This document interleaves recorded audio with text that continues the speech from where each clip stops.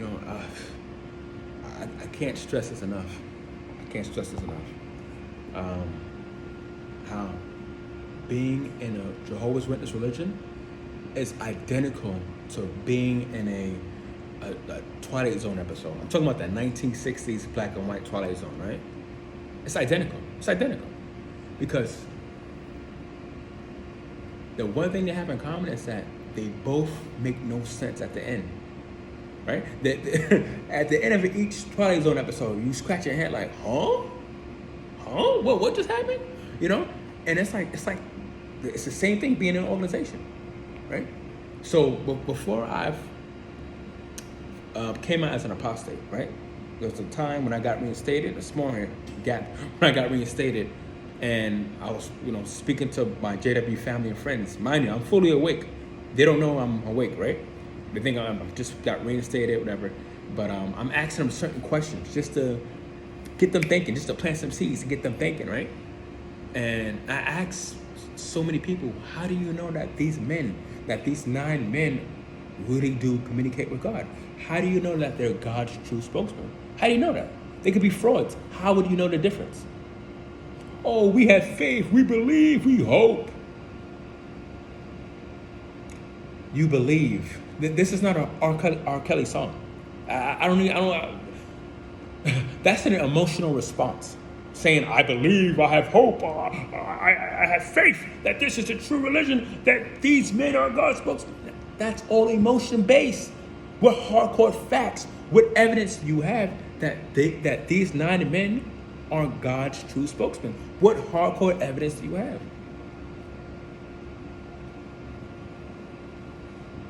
And you know what? There's nothing that no witness could say. They can't answer that question. All they have is emotions, right?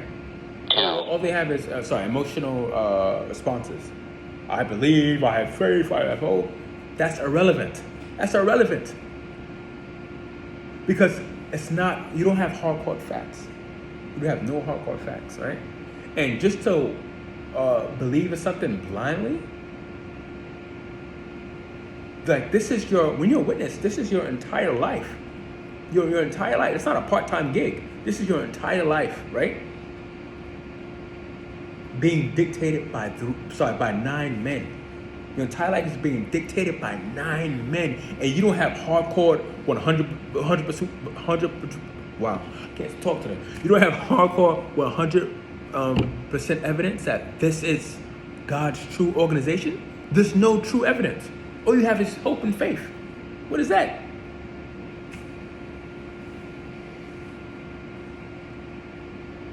I also asked witnesses. I asked them, does it make sense standing in front of a cart for 4 to 8 hours a day when you already know that no one's going to approach you? Does that make sense? It's a waste of time. It's a waste of energy, right? Like I said, being a witness, I don't get it. Honestly, God, I don't get it. I'm trying to make sense. I'm trying to make sense of it for them, for witnesses, right? But nothing adds up. Nothing adds up. All they believe is that a paradise earth is going to come, right? And here's something else. Even when I told them, I said, you can't even find the words paradise earth.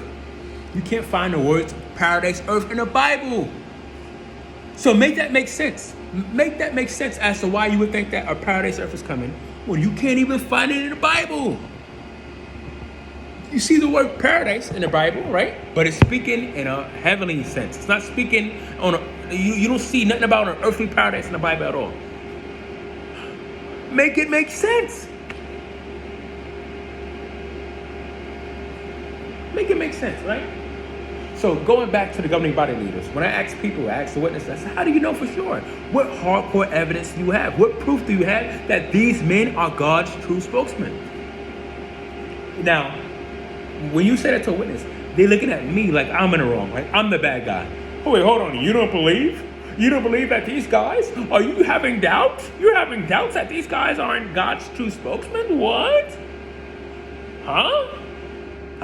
Wait, I'm in the wrong because I'm asking critical thinking skills? Because every witness should be asking these questions? You know how many stories I read where people were waking up in their 50s, 60s, 70s? Can you imagine being born and raised in an organization? Can you imagine being born and raised and you waking up at the age of 70 to find out that everything you ever learned about this organization was a lie? Can you imagine that? Waking up at the age of 70, right? You wasted your entire life in this organization, going to meetings, preaching, preparing for meetings, right? Waiting for a paradise earth, patiently waiting for a paradise earth to come, and it never came. Can you believe that? And hold on. And on top of that, you find out that it was all a lie. Can you believe that? Because that's reality. People, that's really happening. I read quite a few stories where people were in their 70s and waking up. There are worse things than death. There are worse things than death. My worst fear is me waking up. And thank God I'm in my mid-30s. But my worst fear is spending my entire life, right, or the majority of my life in this organization, and then waking up in my 70s or 80s. That is worse than death. That's worse than dying. Because you wake up, right? You realize you wasted all this time in this organization. You wake up, and then you die. And then you die after that, right? So that's worse. That's worse. Now, thank God I woke up in my mid-30s. Thank God, right? But there are people waking up in their 70s and 80s. They spent the majority of their life in this organization for nothing. For nothing. Right? That's why I said that's a Twilight Zone clusterfuck, right? Waking up, that's a huge plot twist. Spending your entire life in an organization and then waking up in your 70s and 80s to find out that was all fake. That's some Twilight Zone bullshit. That shit you see in the Twilight Zone. So there's an episode, right? One of my favorite episodes. I'm talking about the 1960s black and white Twilight Zone. One of my favorite episodes is called, well, I love them all. They're all my favorite. But one of my favorites is called To Serve Men, right? It's about these aliens that come down to Earth, right? Remember, the title is called To Serve Men, right? So they come down to Earth, these aliens, right? And at first, humans are intimidated, right? Obviously. But and these aliens are like 9-10 feet. They're tall as hell, right? So the humans are intimidated, and the aliens are like, no, we're here to serve you. We're here to help you guys out. In fact, we have we have life on Mars. You guys can jump in our spaceship, and you can see how our world is, right? So the humans are, oh, how nice of them. Okay, right? And what do you know? Plot twist at the very end. The term to serve men, it doesn't mean to help you, right? To serve as in help. It means to serve as in a dish, like to eat men, right?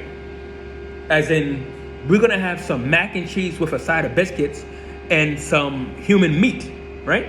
The aliens came to Earth to eat the humans, not to serve them, not to help them, to eat them. It was a plot twist. So likewise, it's a plot twist being a witness. You think you're gonna live forever on the paradise earth. You think things are all good, it's all smooth and peaches and cream, right? It's a loving organization, right? Right? And then you find out later on, it's all a fraud. It's all a front. It's all baloney. It's all fake. There's no paradise earth coming. You find out you wasted your entire life, right, in this organization. Everything you ever learned, all your friends and family that's in the organization, guess what? They're not your real friends and family. It's all fake. Plot twist.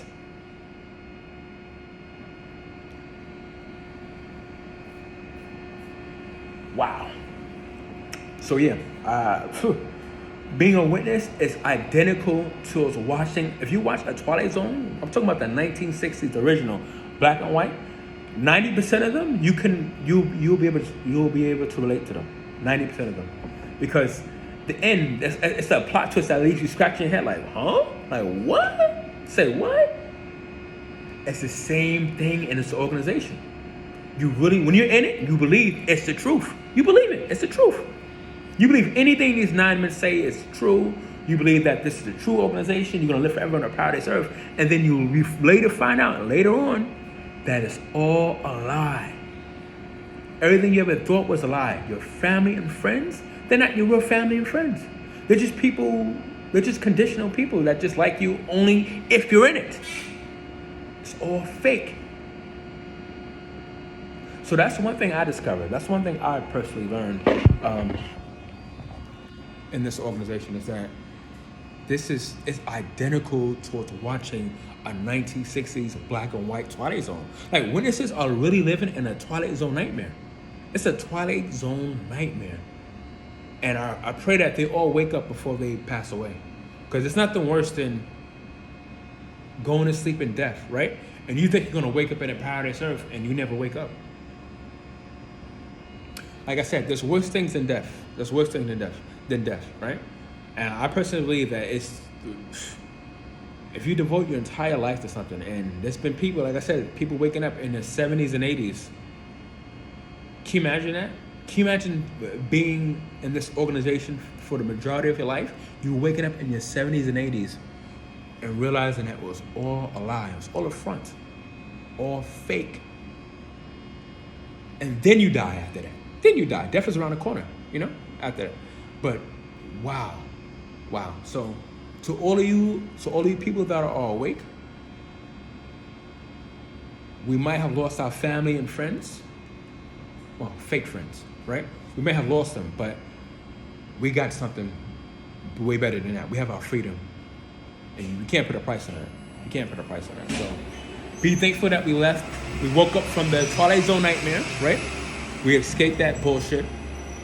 And we are free. We are free. So be happy. Be happy that we are free and we are no longer under the spell of the organization.